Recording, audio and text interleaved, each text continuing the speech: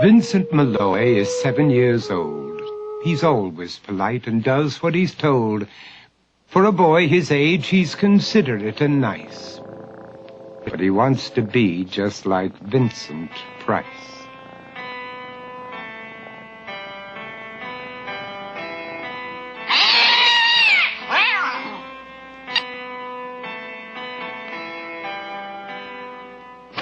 He doesn't mind living with his sister, dog, and cats, though he'd rather share a home with spiders and bats.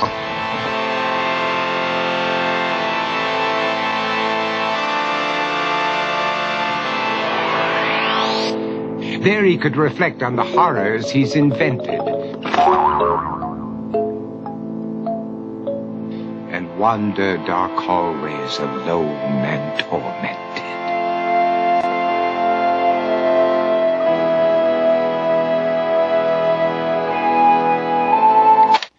Vincent is nice when his aunt comes to see him, but imagines dipping her in wax for his wax museum.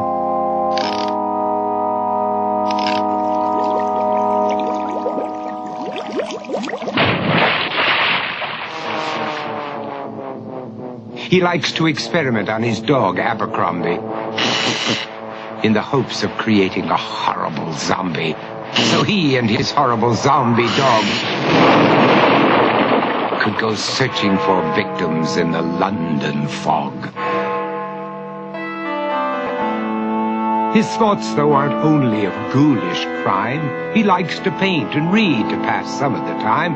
While other kids read books like Go, Jane, Go, Vincent's favorite author is Edgar Allan Poe.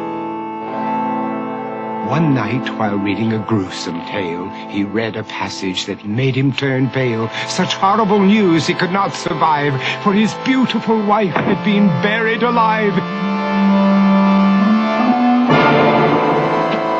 He dug out her grave to make sure she was dead, unaware that her grave was his mother's flower bed. His mother sent Vincent off to his room. He knew he'd been banished to the Tower of Doom, where he was sentenced to spend the rest of his life alone with the portrait of his beautiful wife. While alone and insane, encased in his tomb, Vincent's mother burst suddenly into the room. She said, "If you want to, you can go out and play. It's sunny outside and a beautiful day."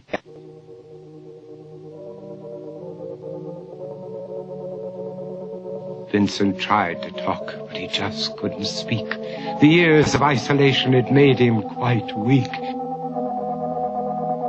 So he took out some paper and scrawled with a pen, "I am possessed by this house and can never leave it again." His mother said, "You're not possessed and you're not almost dead. These games that you play are all in your head. You're not Vincent Price, you're Vincent mayel0y. You're not tormented or insane, you're just a young boy. You're 7 years old and you are my son. I want you to get outside and have some real fun." Her anger now spent, she walked out through the hall. And while Vincent backed slowly against the wall, the room started to sway, to shiver and creak. His horrid insanity had reached its peak. He saw Abercrombie, his zombie slave, and heard his wife call from beyond the grave. She spoke from her coffin and made ghoulish demands, while through cracking walls reached skeleton hands. Every horror in his life that had crept through his dreams swept his mad laughter to terrified screams. To escape the madness, he reached for the door, but fell limp and lifeless down on the floor. His voice was soft and very slow as he quoted The Raven from Edgar Allan Poe. "And my soul from out that shadow that lies floating on the floor shall be lifted nevermore."